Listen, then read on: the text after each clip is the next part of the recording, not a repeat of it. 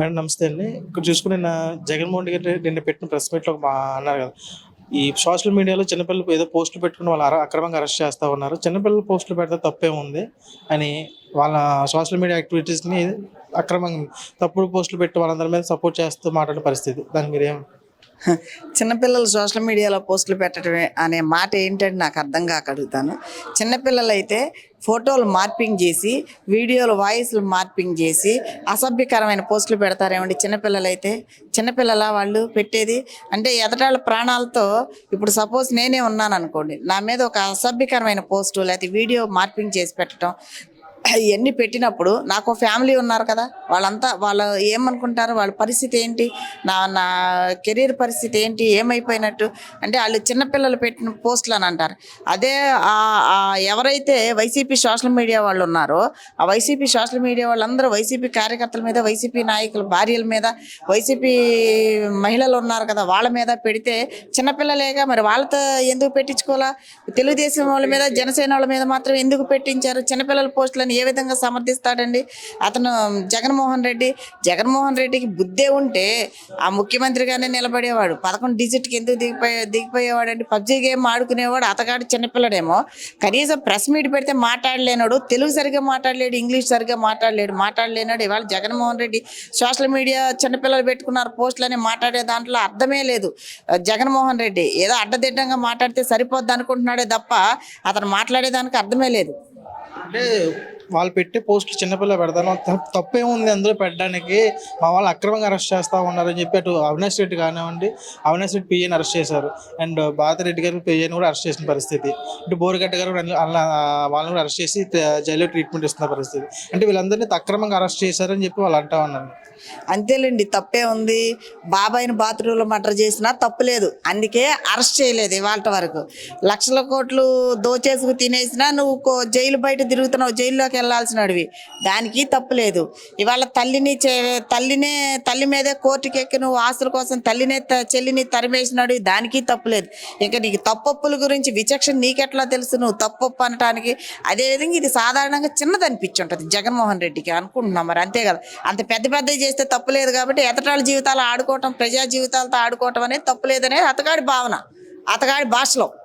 వీళ్ళు అక్రమంగా కేసులు పెడతా ఉన్నారు మా మీద అని చెప్పి అంటున్నారు. అంటే 2019 నుంచి 24 వరకు వాళ్ళు పెట్టిన కేసులన్నీ మంచి కేసులు. ఇప్పుడు వచ్చిన 5 నెలలకు పెట్టిన కేసులన్నీ కూడా వాళ్ళ మీద అక్రమంగా కేసులు పెడుతున్న మా మీద కక్షపూరితమైన చర్యలు చేస్తా ఉన్నారని చెప్పి కూటమి ప్రభుత్వం ఎద్దేవా చేస్తుంది. ఇవాళ వర్రా రవీంద్ర రెడ్డి దగ్గర నుంచి ఇంకా సోషల్ మీడియా వాళ్ళు చాలామంది బయటకు వచ్చి చెబుతున్నారు, మాకు ప్రభుత్వం నుంచి జీతాలు ఇచ్చి మాతో బలవంతంగా ఈ పోస్టులన్నీ పెట్టించారండి, ఈ విధంగా చేశారని చెప్పేసి, జగన్మోహన్ రెడ్డి ఈ విధంగా చేయించాడని చెప్పేసి చెప్తా ఉన్నారు. అయితే ఏంటంటే మేమేమంటామంటే అతగాడికి ఏది తప్పుగా అనిపించట్లేదు. అంటే ఎదటాళ్ళ జీవితాలంటే అంత చులకన భావన కలిగి ఉన్నాడు. ఇతడు ప్రభుత్వ పాలనకే ఇది లేదు, రాష్ట్రాన్ని అప్పుల ఊబిలోకి దోచేశాడు. ఇవాళ 10 లక్షల కోట్లు అప్పులోకి దించేశాడు ఆంధ్ర రాష్ట్రాన్ని. ఆ దాంట్లో నుంచి మన 64,000 కోట్లు మనకి నెల వచ్చేటప్పటికి వడ్డీలు కట్టడం సరిపోతుంది మన ఆంధ్ర రాష్ట్రాన్ని. మరి మిగిలిన ఏదైతే ఇప్పుడు 1,64,000 కోట్లు మనకి ఇన్కమ్ ఉందో ఆ ఇన్కంలో మరి ఆ వడ్డీలు పోని మిగిలిన డబ్బుతోనే ఇవాళ బాబు గారు ఇవన్నీ కూడా సూపర్ 6 పథకాలు అమలు చేసుకోవాలి. వచ్చి రావడంతోనే 4,000 రూపాయలు పెన్షన్ ఇచ్చారు కదండి, అమలు చేశారు కదా. ఇవాళ అమరావతి రాజధాని చూస్తే డెవలప్ నిధులు తీసుకొచ్చా స్టార్ట్ అయింది కదా. ఇవాళ లోకేష్ బాబు చూస్తే అమెరికా వెళ్ళి మరి డెలిగేట్స్తో మాట్లాడుకుని ఇంక ఇతర దేశాల ప్రతినిధులతో మాట్లాడుకుని కంపెనీలు పెట్టుబడులు తీసుకొచ్చే పరిస్థితుల్లో ఉన్నాడు కదా. మరి అదే జగన్మోహన్ రెడ్డి ముఖ్యమంత్రిగా ఉండి ఏం చేశాడు? ఇవాళ నేను ప్రెస్ మీట్ పెట్టి చెప్తా ఉన్నాడు, ఇవన్నీ నేను మాట్లాడితే మీరు తీసుకొస్తున్నారు, మీ గొప్పే లేదు, షో చేస్తున్నారంటే నేను ఒకటే జగన్మోహన్ రెడ్డిని అడుగుతున్నా, అవేళ నువ్వు ముఖ్యమంత్రిగా ఈ డెలిగేట్స్ అందరితో మాట్లాడితే నువ్వు వాళ్ళ కియా కార్ల కంపెనీని ఎందుకు పంపించేసావు? నువ్వు అమర్నాథ్ బ్యాటరీస్ని ఎందుకు పంపించేసావు? ఎన్నో సాఫ్ట్వేర్ కంపెనీలను ఎందుకు ఎత్తించేసావు? మరి విదేశీ విద్యను ఎందుకు రద్దు చేసావు? నువ్వు మార్చేసి మరి వెళ్ళనీయకుండా చేశాడు కదా. మరి ఫీజు రియంబర్స్మెంట్ చేస్తానని ఎంతోమంది విద్యార్థులు ఇవాళ తల్లిదండ్రులు ఈ పూటకు కూడా ఫీజు సర్టిఫికేట్లు రాలేదని జగన్ మోసం చేశాడని గోలు పెట్టేస్తున్నాడు. మరి ఇట్లాంటి ఎన్నో దుర్మార్గాలు, ఎన్నో రకాలైన చేసి విద్యార్థుల జీవితాలు ఆటలాడితే ఇవాళ రాత్రి అసెంబ్లీ 5 గంటలకు అసెంబ్లీ అయిపోతే 8 గంటల వరకు కూడా బాబు గారు అసెంబ్లీలో కూర్చున్నారు. వాళ్ళందరితో డెలిగేట్స్ వచ్చారు, ఇతర దేశాల ప్రతినిధులు వస్తే వాళ్ళందరితో కూర్చొని లోకేష్ బాబు కానీ మరి పవన్ కళ్యాణ్ గారు కానీ ముఖ్యమంత్రి గారు కానీ మన అందరూ కూర్చొని మాట్లాడుతున్నారు. ఇవన్నీ కూడా ఆంధ్ర రాష్ట్ర డెవలప్మెంట్ కోసమే. ఇవాళ రోడ్లు చూసుకుంటే మరి రోడ్లన్నీ కూడా ఉన్న రోడ్లన్నీ నాశనం చేసిన ఘనత జగన్మోహన్ రెడ్డిది. మరి అదేవిధంగా ఇవాళ చంద్రబాబు నాయుడు గారు ప్రతి రోడ్లు కూడా మరి ఊరూరు అన్నీ కూడా మిగిలిన రోడ్లు అన్నీ కూడా సిమెంట్ రోడ్లు చేయడానికి రోడ్ల పరిస్థితి ఆల్రెడీ ప్రాసెస్ స్టార్ట్ అయిపోయింది. మరి ఇన్ని రకాలు చేస్తా ఉంటే ఆయన కళ్ళు పోయినాయే జగన్మోహన్ రెడ్డికి అని అడుగుతున్నా. మాట్లాడేవాడికి అడ్డగోలు కానమాలు లేదని మాట్లాడటం తప్ప ఆ ప్రెస్ మీట్లు మాట్లాడతాడు. అధికారంలోనూ అదే ప్రెస్ మీట్ మాట్లాడే స్క్రిప్ట్ ఒకటి పెట్టుకుని ఆ పబ్జి గేమ్ ఆడితే దానిలో మధ్యలో గ్యాప్ వస్తాడు, ప్రెస్ మీట్కి వస్తాడు తప్ప తెలుగు ఇంగ్లీషు మాట్లాడటం కూడా సరిగ్గా రాక అన్ని తప్పులు మాట్లాడతాం తప్ప ఇవాళ జగన్మోహన్ రెడ్డి ప్రెస్ మీట్లు పెట్టాడు మనం పట్టించుకోవాలనేది అసలు అనవసరమైన విషయం. అంటే ఈ ప్రెస్ మీట్లో ఇంకో మాట అన్నారు, ఆంధ్ర రాష్ట్రాన్ని కూడా అప్పుల బారులు ముంచేస్తున్నారు ఈ కూటమి ప్రభుత్వం, అప్పుల రత్న అని చెప్పి చంద్రబాబు నాయుడు గారికి బిరుదిచ్చారు. అట్ ద సేమ్ టైం ఈ చంద్రబాబు నాయుడు గారి మీద 420 కేసు పెట్టాలి, మీరు అందరూ రండి నేనే కూడా వస్తా 420 కేసు పెడదామని చెప్పి ఆయన వాళ్ళ కార్యకర్తలు కానివ్వండి వైసీపీ నాయకులు కానివ్వండి పిలుపునిస్తున్న పరిస్థితి. దాని మీద చంద్రబాబు నాయుడు గారి మీద 420 కేసు పెడతారు. అట్లా చేద్దామనే ఇప్పుడు అట్లా చేద్దామనే ప్రతిపక్షంలో ఉన్నప్పుడు తీసుకెళ్ళి అరెస్ట్ చేస్తే ఒక్క కేసు కూడా లేకుండా పోయింది. ఎక్కడి నుంచి ఏ స్థాయి దిగినా ఒక్క కేసు కూడా వాళ్ళు నిరూపించలేపారు. ఇవాళ ఆంధ్రప్రదేశ్ని అప్పుల రత్నాన్ని తను మాట్లాడుతున్నాడా? ఆంధ్ర రాష్ట్రాన్ని అప్పుల ఊబిలోకి తీసుకెళ్లి దోచేసింది ఎవరు? జగన్మోహన్ రెడ్డిగా. ఇవాళ డ్వాక్రా మహిళలు అభయహస్తం పేరిట దాచుకున్న 2,000 కోట్ల రూపాయలు కూడా తీసి వాడేసుకున్నాడు. మరి ఉద్యోగస్తులు చూసుకుంటే టీఏడీఏలతో సహా మొత్తం వాడేసుకున్నాడు, వాళ్ళ ఫండ్స్ అన్నీ కూడా తీసేసుకున్నాడు. అవన్నీ చేసిన దొంగ జగన్మోహన్ రెడ్డి.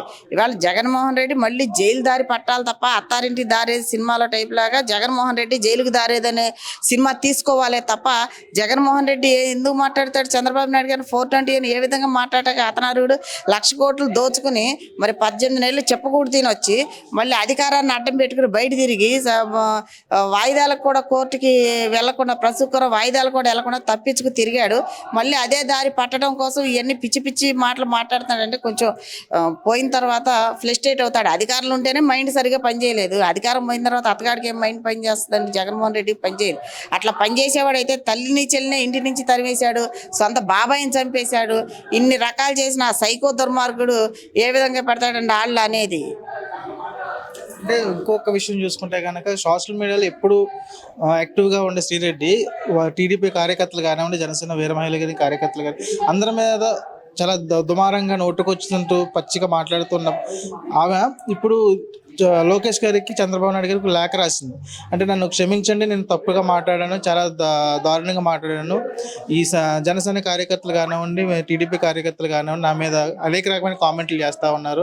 ఈ కామెంట్ల వల్ల మా ఇంట్లో ఉన్న ఆడపిల్లలకి పెళ్ళిడికి వచ్చిన ఆడపిల్లలు ఉన్నారు, వాళ్ళ మీద ప్రభావం పడుతుంది, నా కుటుంబ సభ్యులు కానివ్వండి నాకు కానీ ప్రాణహాని ఉంది, నన్ను కాపాడిన అని చెప్పి చంద్రబాబు నాయుడు గారు కానివ్వండి అది లోకేష్ గారు కానీ లేఖ రాసింది. And at the same time Nagababu గారికి చిరంజీవి గారికి క్షమాపణ చెప్తుంది, పవన్ కళ్యాణ్ గారికి క్షమాపణ చెప్తుంది. అంటే ముందు ఎందుకు మాట్లాడుతూ ఇప్పుడు ఎందుకు ఇలా మాట్లాడుతున్నారు? శ్రీరెడ్డి గురించి మాట్లాడుకోవడం అనేది చాలా దురదృష్టకరం అండి. శ్రీరెడ్డికి తన ఇంట్లో 3 ఆడపిల్లలు ఉన్నారనే వాళ్ళు గుర్తొచ్చింది. తనే ఒక ఆడదనే విషయం మర్చిపోయి చాలా అసహ్యంగా ఆ మాటలంటే మనం మాట్లాడుకోని విధంగా ఒక పవన్ కళ్యాణ్ గారిని ఏ విధంగా మాట్లాడింది, మన లోకేష్ బాబు గారిని ఏ విధంగా మాట్లాడింది, బోనమ్మని ఏ విధంగా మాట్లాడింది, చంద్రబాబు నాయుడు గారిని ఏ విధంగా మాట్లాడింది, వంగలపూడి అనిత గారిని ఏ విధంగా మాట్లాడింది, చాలా దారుణంగా మాట్లాడింది. ఇన్ని రకాలు మాట్లాడి ఇవాళ తనేదో అరెస్ట్ చేస్తారు, అందరూ కంప్లైంట్లు ఇస్తున్నారు, లేడీస్ అందరూ కూడా మహిళలందరూ కూడా అన్ని చోట్ల నుంచి.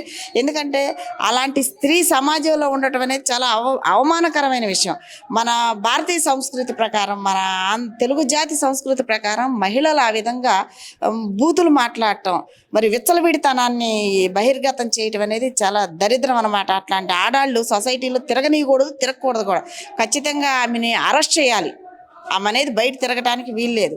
కనీసం అప్పుడు ఆవిడ లోపలుంటే, శ్రీరెడ్డి అనే మనిషి లోపలుంటేనే వాళ్ళ ఫ్యామిలీకి ఎంతో కొంత ఆ పిల్లల భవిష్యత్తు ఉంటుంది తప్ప శ్రీరెడ్డి అనేది బయట ఉంటే విచ్చలవిడితనాన్ని ఇది లేక వాళ్ళ భవిష్యత్తు ఎప్పుడో నాశనం అయిపోయి ఉంటుంది అని కూడా తెలియజేస్తాను. అంటే నేను చాలా భక్తురాలని, నేను మా కులదైవం తిరుపతి వెంకటేశ్వర స్వామి మా కులదైవం, ఆయన మీద ఒట్టేసి చెప్తున్నా, నేను మళ్ళీ వైసీపీ కనుక మళ్ళీ అధికారంలోకి వస్తే కనుక నేను మళ్ళీ ఈ విధంగా మారను, నేను ఎప్పుడు కూడా నేను క్షమాపణ కోరుకుంటున్నాను, దయచేసి క్షమించండి అని చెప్పి చాలా ప్రాధాయపడుతున్న పరిస్థితి. అంటే లోకేష్ గారు ఏ విధంగా స్పందించే అవకాశం ఉందంటారు? అంటే నీకు ప్రభుత్వం పోయాక నీ మీద కేసు పెడతారు, నీ మీద ఆడవాళ్ళందరూ తిరగబడతారు, నువ్వు మాట్లాడే మాటలన్నీ నీ వీడియోలన్నీ నీకు చూపెడతారనే దాని మీద ఇవాళ తప్పు క్షమించమని అడుగుతున్నావు నువ్వు. దేవుడి మీద అంటే దేవుళ్ళని కూడా బలి చేసేస్తున్నావు నువ్వు శ్రీరెడ్డి. మరి ఇన్నాళ్ళ నుంచి ఏమైపోయింది, నీ తప్పు తెలుసుకోలే. ఒక్కసారి శ్రీరెడ్డిని అంటున్నా నేను, శ్రీరెడ్డి ఆ వీడియోలన్నీ చూసుకుని శ్రీరెడ్డి కనుక మారింది అనుకుంటే ఆత్మహత్య చేసుకుని చచ్చిపోవాలి. ఎవరు చంపవసరం శ్రీరెడ్డిని, ఆత్మహత్య చేసుకుని చంపితేనే తను మాట్లాడిన మాటలన్నిటికీ కూడా పనిష్మెంట్, అది పశ్చాత్తాపడినట్లు లెక్క అనమాట. ఆ శ్రీరెడ్డి మాట్లాడిన మాటలకి నిజంగా వినటానికి, ఆ వీడియోలు చూడటానికి కూడా చాలా బాధాకరమైన విషయం. ఎలాంటి మాటలండి, ఒక ఆడది మాట్లాడింది అండి, అమ్మాయి విచ్చలవిడితనంగా రోడ్లు ఎక్కేసింది, ఒంటి మీద బట్టలు లేకుండానే ఎక్స్పోజ్ చేసుకుంటా అమ్మాయి ఒక ఆడతనానికి సిగ్గుగా తల వంచే పని చేసింది ఆ శ్రీరెడ్డి గురించి ఇంతసేపు మాట్లాడుకోవడం కూడా నాకైతే ఇష్టం లేదు. ఆమెను మాత్రం అరెస్ట్ చేయాల్సింది. అంటే రీసెంట్గా జరిగిన బడ్జెట్ సమావేశాలు చూసుకుంటే కనుక బడ్జెట్లో కూడా స్త్రీలకు పెద్దపీట వేయడం జరిగింది కూటమి ప్రభుత్వం. అటు స్త్రీనిధి కానివ్వండి, లేకపోతే మహిళలకు ఇచ్చే 1500 కార్యక్రమం కానివ్వండి, మిగతా అన్నింటిలో కూడా స్త్రీలకు సంబంధించిన విషయాలు పెద్దపీట వేసింది కదా, మీరు ఎలా స్పందిస్తారు? మేము చాలా హర్షం వ్యక్తం చేస్తాం. ఎందుకంటే రీసెంట్గా మన దీపావళికి కూడా మరి బాబు గారు ఏదైతే దీపం పథకం పెట్టారో, ప్రతి ఇంటికి గ్యాస్ పొయ్యి వచ్చింది, స్వయం సహాయ సంఘాలు పెట్టారో ప్రతి మహిళకి కూడా బ్యాంక్ అకౌంట్లు వచ్చినాయి. మన ఆర్థిక లావాదేవీలన్నీ కూడా మహిళలు ఇవాళ లక్షల్లో జరుపుకుంటుంది. తన కుటుంబ భారాన్ని కూడా తను భాగస్వామి నడుపుకుంటా ఉంది. దాంట్లో భాగంగానే ఇవాళ రేపు 1500 రూపాయలు ఈటింగ్ కానివ్వండి, సూపర్ 6 పథకాల్లో మహిళలకు ఎప్పుడు కూడా మహిళా ప్రభుత్వమే ఈ తెలుగుదేశం ప్రభుత్వం, చంద్రబాబు నాయుడు గారు ఎప్పుడు కూడా ఇంట్లో బోనమ్మని ఎంత మర్యాదగా చూస్తారో, కోడలు మన బ్రహ్మణిని వాళ్ళిద్దరు ఆమెను ఎంత చూస్తారో, తెలుగు మహిళ అయిన అందరినీ తెలుగింటి ఆడపడుచులని అన్న నందమూరి తారక రామారావు ఏమంటున్నారు, చంద్రబాబు నాయుడు గారు ఆ మహిళలందరినీ కూడా తెలుగింటి ఆడపడుచులుగా అందరూ కూడా చంద్రన్ అనే హారతలో నీరాజనాలు పడతారు కాబట్టి వాళ్ళందరినీ కూడా కాపాడుకునే దిశలోనే ఆయన మరి ఈ బడ్జెట్ని రూపొందించారు. అదేవిధంగా అన్ని కుల కార్పొరేషన్లు కూడా రీసెంట్గా వదిలారు. అన్ని కులాలకి కూడా బడ్జెట్లు విడుదల చేస్తున్నారు. అందరికీ కూడా హర్షదాయకమైన బడ్జెటే ఇదని మేము అనుకున్నాం. ఎందుకంటే లోటు బడ్జెట్లో ఇవాళ అప్పులు ఊబిలో దోచేసి ఉన్నాడు. నిజంగా జగన్మోహన్ రెడ్డి వస్తే మన రాష్ట్రాన్ని అమ్మేసేవాడు కదండి. ఎవరో ఒక ముసలం పిచ్చిదంది, ఏమీ తెలియని పిచ్చిది, ఏమ్మా జగనత్ ఏం చేస్తాడమ్మా అంటే ఈ రాష్ట్రాన్ని అమ్మేస్తాడమ్మా అని. అట్లాగే ఆ రాష్ట్రాన్ని అమ్మేసేవాడు అనమాట.